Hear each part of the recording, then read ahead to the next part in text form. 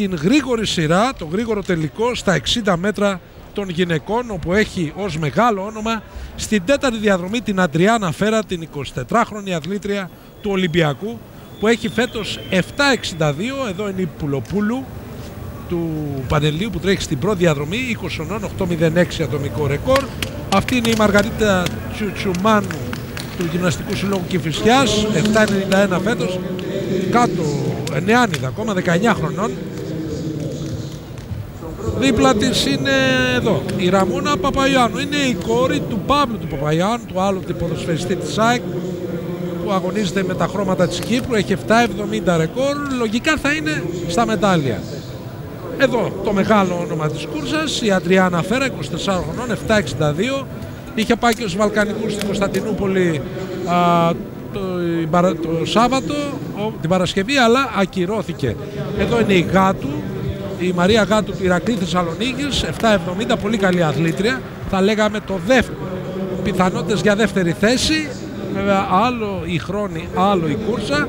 Εδώ είναι η Κολοκυθά, η Ευθυμία του Γυμναστικού Συλλόγου Αλεξάνδρεια, 7.79 ατομικό ρεκόρ, φετινό ρεκόρ. Η 18χρονη αθλήτρια του Ηρακλή Θεσσαλονίκης, ο Ηρακλής που συνεχίζει να βγάζει αθλητές του τύπου, αυτή είναι η Κωνσταντίνα Λιάκα, 7.72. Και εδώ μια πρωταθλήτρια των συνθέτων αγωνισμάτων του επτάθλου την προηγούμενη δεκαετία, η Αλεξάνδρου η Παναγιώτα του Πανιωνίου.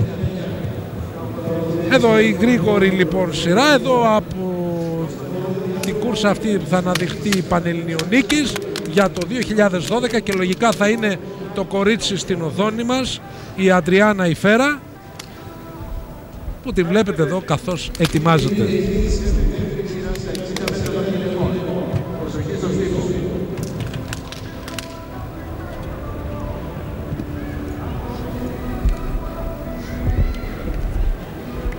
Λοιπόν, στο βατήρα Φέρα στο 4, στο 3 είναι η Παπαϊωάννου, η Ραμόνα, στο 5 η Γάτου και στο 6 η Κολοκυθά.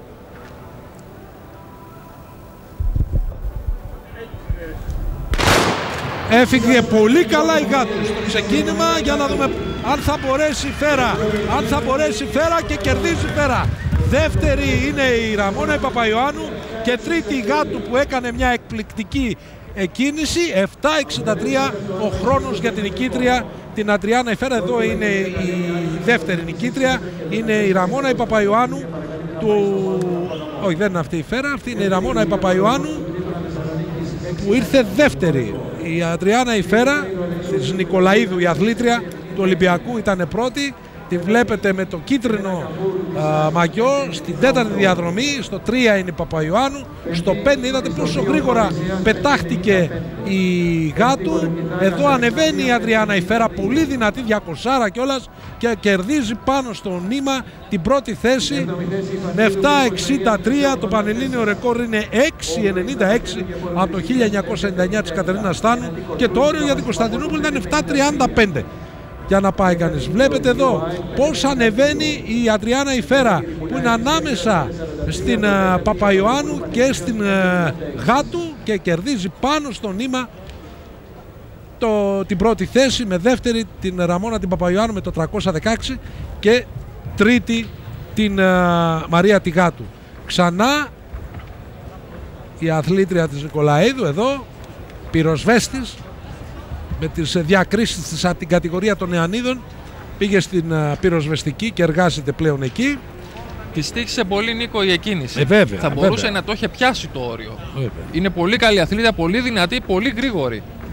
Αλλά άρισε πάρα πολύ.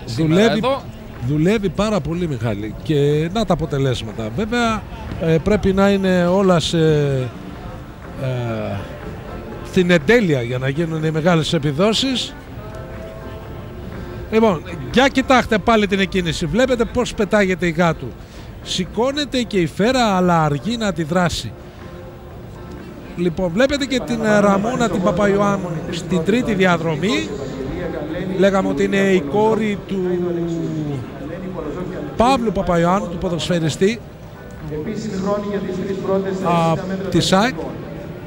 χάνει την πρώτη θέση πάνω στο νήμα από τη Φέρα και τρίτη η Γάτου του Ηρακλή Θεσσαλονίκης.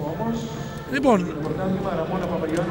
εδώ αμέσως μετά θα υποβληθεί και υπογράφει ότι θα υποβληθεί και σε έλεγχο αντιτόπικ, ενώ πάμε στο επικοντό όπου ο πύχης είναι στα 3.60.